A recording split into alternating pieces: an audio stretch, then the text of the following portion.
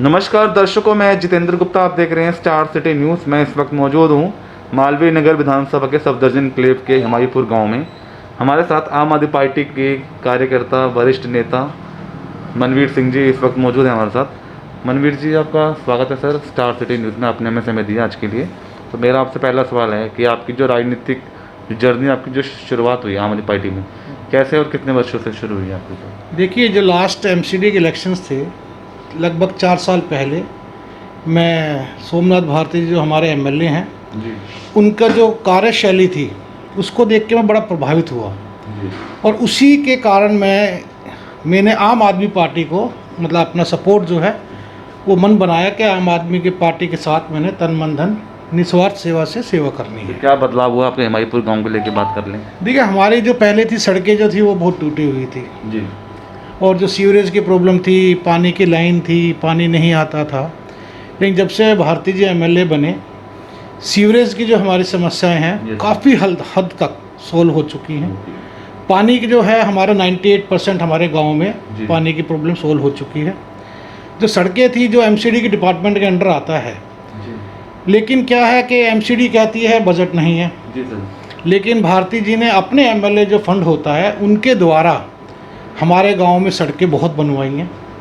जो हमारे पार्क हैं, जो एमसीडी के पार्क होते हैं, उसमें फुटपाथ का जो होता है वो करवाया। लाइटें जो हैं उसमें जो एमसीडी डिपार्टमेंट के अंडर आती हैं, एमएलए फंड से, उन्होंने अपने एमएलए फंड से वो लाइटें लगवाई हैं। फुटपाथ का कंस्ट्रक्शन किया है और प्लांटेशन जो होती है वो किए हैं। तो हमारे हिमायतपुर में हम कह सकते हैं कि हमारे जो क्षेत्र निवासी हैं 95 to 98% तक सेटिस्फाई हैं। अच्छा, ये बताएंगे सर, कोविड में लेके बात कर लेते हैं, फर्स्ट वेव और सेकंड वेव को लेके विधायक की या आपकी सर किस तरह की भूमिका रहेगी लोगों के बीच? देखिए, जब फर्स्ट वेव आई थी तो हम लोग खुद भारती जी के निर्देशन अनुसार हम सड़कों पे निकले हैं। सैनिटाइजेशन हमने फ्री में कराया है रोड टू रोड। और यहाँ हमारे यहाँ फैसिलिटी दी गई थी अन्न की, कि जो सक्षम लोग नहीं हैं या जिनका के लॉकडाउन की वजह से जो अर्निंग नहीं हो पा रही थी, स्थिति खराब थी, उनको हमने दोपहर का खाना और रात का खाना बांटा है। केजरीवाल जी के निर्देशानुसार था, दिल्ली सरकार जो बांट रही थी। भारती जी यहाँ काफ़ी दफ़ा आते थे, अपना पर्सनली खाना बांटते थे। और जो खाने की क्वालिटी थी तो हम तो देखो ये कहेंगे बहुत अच्छी थी, लेकिन जो फीडबैक हमें मिला तो जो भी मतलब क्षेत्र निवासी आते थे या बाहर से भी आते थे तो कहते खाना बहुत अच्छा है। कोई किसी भी तरह का उसमें ऐसा नहीं था कि हम ये कह सकते हैं कि नहीं क्वालिटी जो फूड है वो ख़राब थी, बहुत अच्छी क्वालिटी थी। तो भोजन की तो व्यवस्था आपने की, मगर दिल्ली में जो ऑक्सीजन की मारामारी हुई, दवाइयों की मारामारी हुई, क्या इसको लेके दिल्ली सरकार या यहाँ के जो विधायक सतर्क थे सर अपने क्षेत्र में? नहीं, विधायक जो थे बहुत सतर्क थे। इसमें ऑक्सीजन की जो कमी हुई वो तो ऑल ओवर इंडिया हुई थी, और उसका रीजंस जो हैं वो बहुत रीजंस हैं।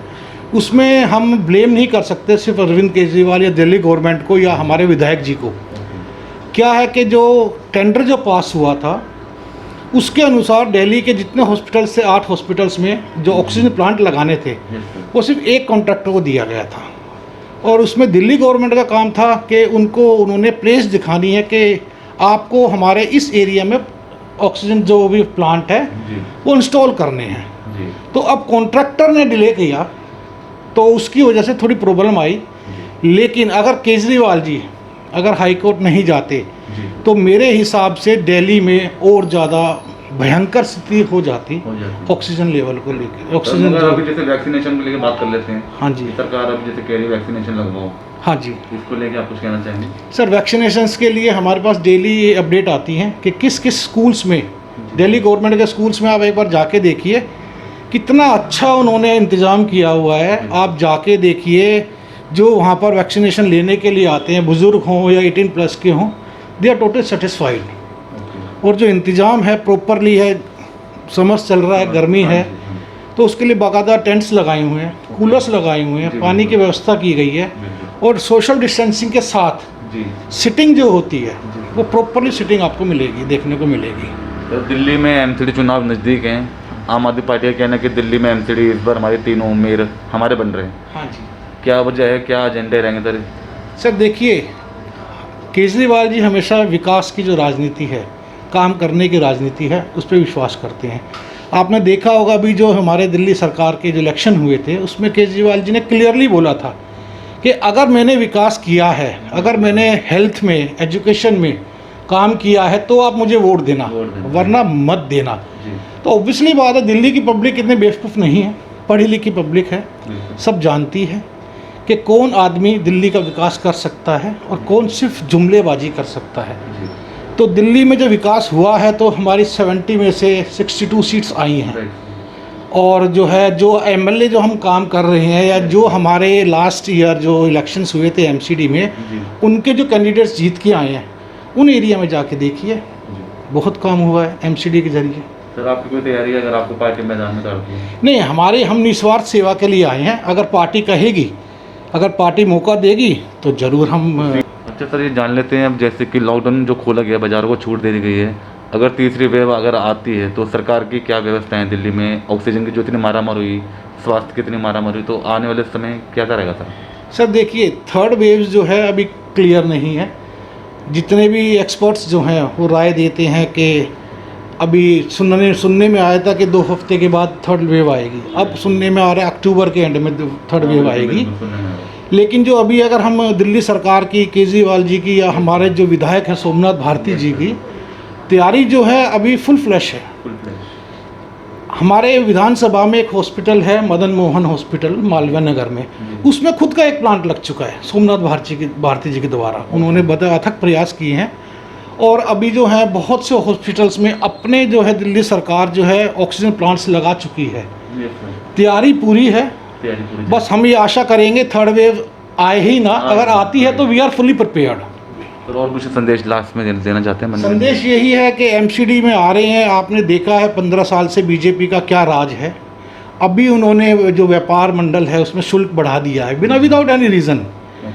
तो मैं तो यही कहूँगा कि विकास की राजनीति है, आप समझदार हैं, और एक पढ़े लिखे मुख्यमंत्री होने का हमें ये फ़ायदा मिल रहा है कि विकास जो है, जो प्लान्स जो हैं, मैं ये कहता हूँ कि जो केजरीवाल जी प्लान करते हैं उसके बाद 2 या 3 महीने के बाद सेंट्रल गवर्नमेंट उसी को इम्प्लीमेंट कर देती है दूसरे के नाम से।